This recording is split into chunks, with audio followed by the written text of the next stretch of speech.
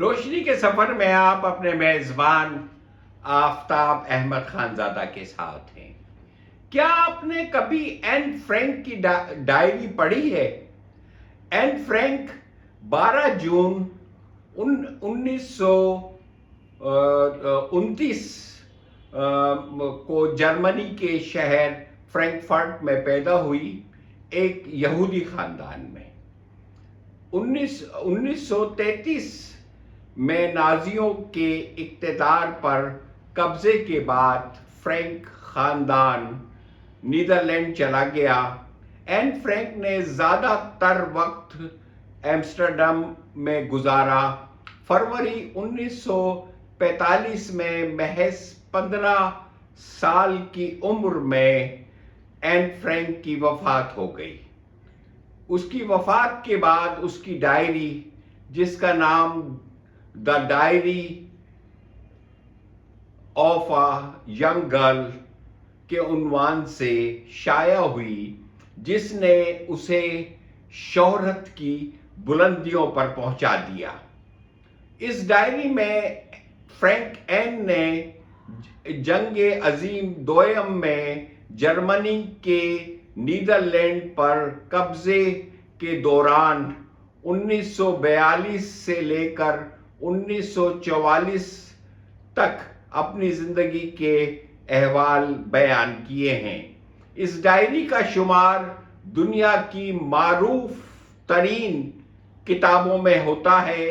یہ ڈائری بنیادی طور پر ڈچ زبان میں لکھی گئی ہے، لیکن اب تک اس کا 60 سے زائد زبانوں میں ترجمہ ہو چکا ہے۔ اس ڈائری کا شمار دنیا کی عظیم ترین کتابوں میں ہوتا ہے، اور یہ دنیا کی تقریباً ہر لائبریری میں موجود ہے۔ اس پر ڈائری کے واقعات پر مبنی کئی فلمیں اور ڈرامے بن چکے ہیں۔ اسے یورپ اور امریکہ کے ہزاروں مڈل اور ہائی اسکولوں کے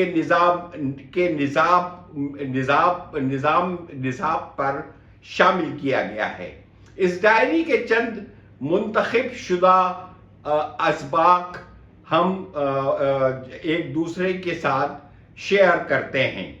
نمبر 1، یہ حیران کن بات ہے، وہ لکھتی ہے، یہ حیران کن بات ہے کہ دنیا کو بہتر بنانے کے آغاز کے لیے کسی بھی ایک لمحے کی انتظار کی ضرورت نہیں ہے۔ نمبر 2، یہ حقیقتاً تعجب انگیز ہے کہ میں اپنے تمام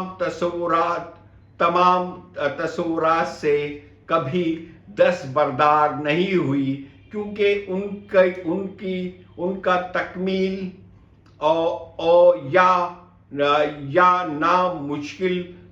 یا ناممکن عمل لگتا ہے، تاہم میرے تصورات آج بھی قائم ہیں۔ پھر اس کے بعد وہ آگے لکھتی ہے، اس خوبصورتی کے متعلق سوچیں جو ابھی بھی آپ کے ارد گرد موجود ہے، اس بات کو سوچ کر خوش ہو جائیں۔ جب میں لکھتی ہوں تو ہر بات کو ذہن سے جھٹک دیتی ہوں، میرے دکھ غائب ہو جاتے ہیں اور میری ہمت دوبارہ پیدا ہو جاتی ہے۔ کوئی دیکھ کر کبھی بھی آج تک غریب نہیں ہوا ہے، وہ لکھتی ہے۔ مجھے علم ہو گیا ہے کہ خوبصورتی ہمیشہ باقی رہ جاتی ہے۔ فطرت، دھوپ، آزادی اور اپنے آپ میں یہ سب عناصر یہ مل کر آپ کی مدد کر سکتے ہیں۔ میں ان تمام مصائب کے متعلق کبھی بھی نہیں سوچتی، لیکن اس خوبصورتی کے بارے میں ضرور سوچتی ہوں جو کہ میرے اپنے ہاتھوں میں ہے۔ کاغذ میں لوگوں کی نسبت زیادہ دم ہے۔ سیدھے یا والدین صرف अच्छा मशवरा दे सकते हैं या उन्हें सीधे रास्ते पर लगा सकते हैं बच्चों को, लेकिन किरदार की हतमी शिकल किसी भी शख्स के अपने हाथों में है।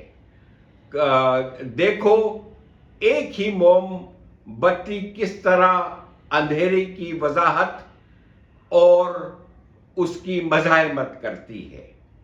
लोग आपका मुंह बंद करवा सकते हैं, मगर आपको अपनी राय से किसी भी सूरत बाज नहीं रख सकते हैं। जिंदगी जहां उम्मीद है वहां जिंदगी है। हम में एक ताजा जज्बा हमेशा पैदा करती है और यही चीज हमें मजबूत से मजबूत तर बनाती चली जाती है। मैं बहुत से दीगर लोगों की तरह बेकार जिंदगी नहीं गुजारना चाहती, और हत्ता कि उन लोगों के लिए भी जिन से मैं कभी भी नहीं मिली, मैं चाहती हूं कि वो जिए और जिंदगी का लुत्फ पूरी तरह उठाएं और हमेशा पुरुम्मीद रहें। इंसान की अजमत दौलत और ताकत में नहीं, बल्कि किरदार और नेकी में पोशीदा है। वो लिखती है, एहसासात को नजरअंदाज नहीं किया जा सकता, और ये उसकी वो अजीम डायरी है कि जो दुनिया के दिलों और जहनों पर राज करती है। मेरे मुल्क के लोगों, अगर आप ये समझते हैं कि ये सब कुछ बकवास है तो फिर ठीक है, फिर कोई दूसरी राय नहीं हो सकती। लेकिन अगर आप ये समझते हैं कि ये सारी बातें सच हैं, तो खुदारा इस बात पर अमल करने की जरूरत है। आपको जिंदगी में खुश रहने के लिए ये जिंदगी एक बार मिली है। ये जिंदगी आपको जीने के लिए मिली है। इसमें आप एक ऐसा इंसान बन सकते हैं कि जो अपनी जिंदगी के हर लम्हे को भरपूर अंदाज में जिए और भरपूर अंदाज में इस दुनिया से चला जाए। अगर आप ये समझते हैं कि आप अपनी जिंदगी जो गुजार रहे हैं ये एक भरपूर जिंदगी है, फिर तो ठीक है। लेकिन अगर आप ये समझते हैं कि ये जिंदगी एक जहन्नुम से कम नहीं है, तो फिर आए हम अपनी जिंदगी को यकसर बदल दें। आए इस जहन्नुम को हम जन्नत में तब्दील कर दें, इसलिए कि ये मौका आपको करने का मौका आपको बार बार मिल रहा है।